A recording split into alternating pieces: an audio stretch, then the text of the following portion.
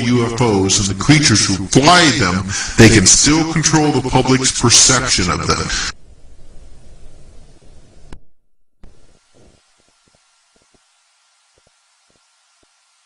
The frightening truth is that no one really knows the true natures of UFOs and the beings who pilot them. They could be extraterrestrials, but there is also good evidence that they could be time travelers or from other dimensions, or even from civilizations located in secret caverns underneath our feet. Some people even think that UFOs could be satanic and flown by creatures known by our ancestors as demons. Whatever the real truth is, the UFO creatures aren't telling us. They control the situation entirely. That is what the world's governments are afraid the public will find out.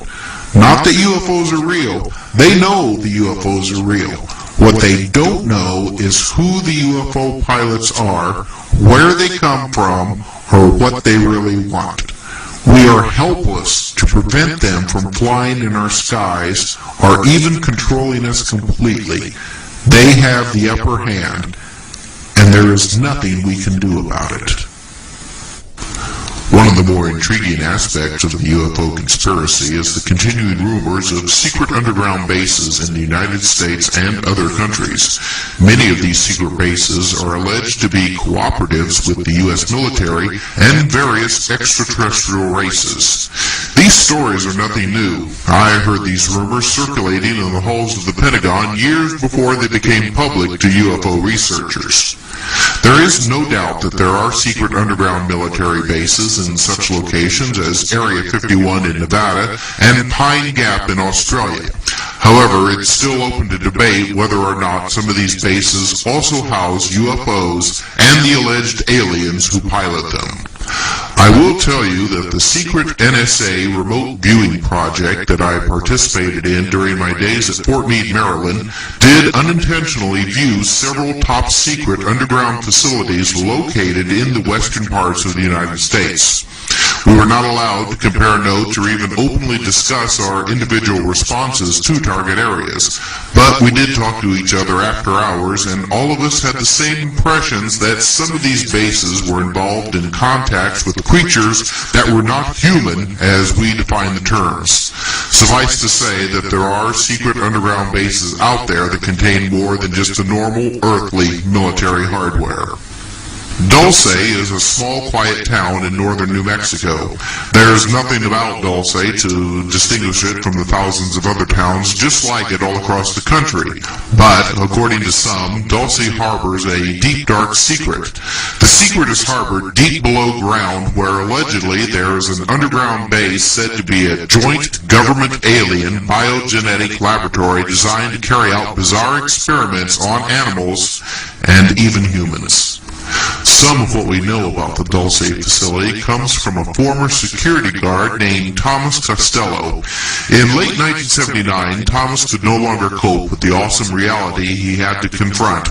As a high-level security officer at the top-secret base, he had seen things that left him deeply disturbed. After careful consideration, he decided to desert the facility and take a few items with him as proof of his fantastic story. Using a small camera, he took over 30 photos of areas within the multi-level complex. He collected documents and removed a security videotape from the control center which showed various camera views of the hallways, labs, U.S. government personnel, and even what he said were aliens. Then, by shutting off the alarm and camera system in one of the over 100 exits to the surface, he left the facility with his shocking evidence. The originals were hidden after 5 sets of copies were made and distributed.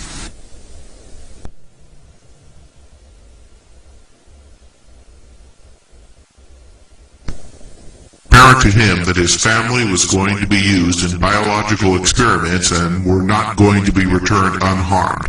At that point, he decided to disappear. Thomas alleges that there are over 18,000 short grays at the Dulce facility and that he saw creatures that he called reptilian humanoids. The multi-level facility at Dulce is reported to have a central hub which is controlled by base security.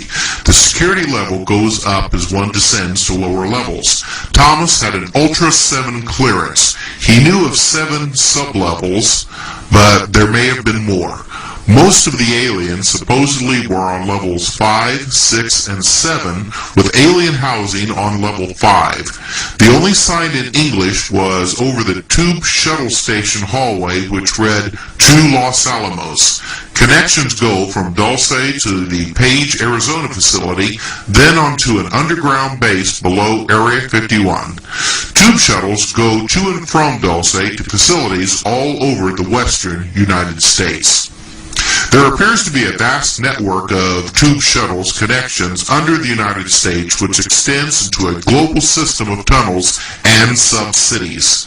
At the Dulce base, most signs on doors and hallways are in the alien symbol language and a universal symbol system understood by humans and aliens.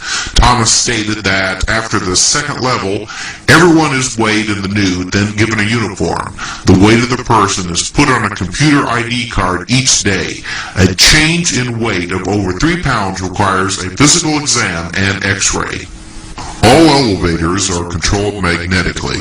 There are no elevator cables. The magnetic system is inside the walls of the elevator shaft. There are no normal electrical controls. Everything is controlled by advanced magnetics, including lighting. Level 1 contains the garage for street maintenance. Level 2 contains the garage for trains, shuttles, tunnel boring machines, and disk maintenance. The studies on Level 4 include human aura research, as well as all aspects of telepathy, hypnosis, and dreams.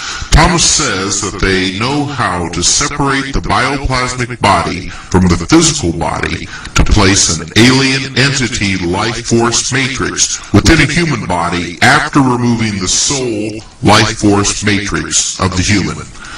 Level 6 is privately called Nightmare Hall. It holds the genetic labs where experiments are done on fish, seals, birds, and mice that are vastly altered from their original form.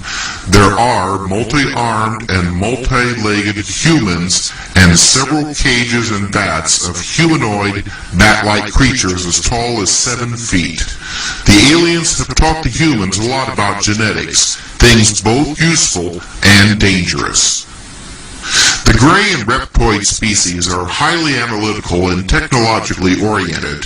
They have had ancient conflicts with the Nordic humans and other space societies and may be staging here for a future conflict. Intensely into computing and bioengineering scientists, they are led to doing reckless experiments without regard for what we consider to be ethical and empathetic conduct towards other living creatures.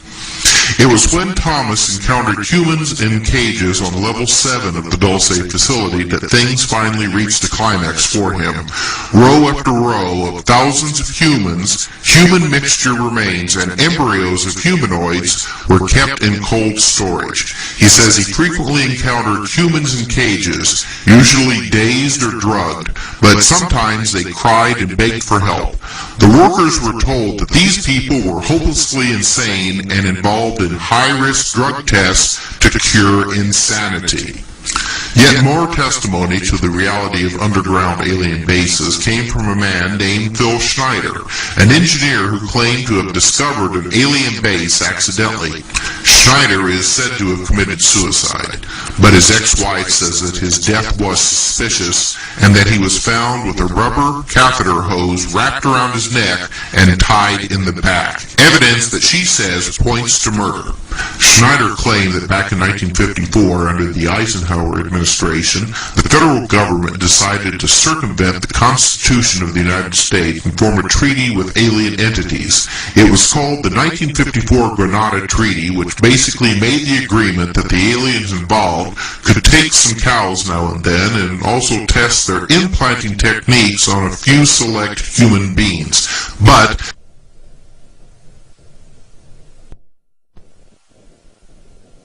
They had to give details to the government about the people. In return, the United States would get alien technology that would help them defeat the Russians. However, after the bases were built and the aliens firmly established, the government realized that they had been fooled. There was no promised technology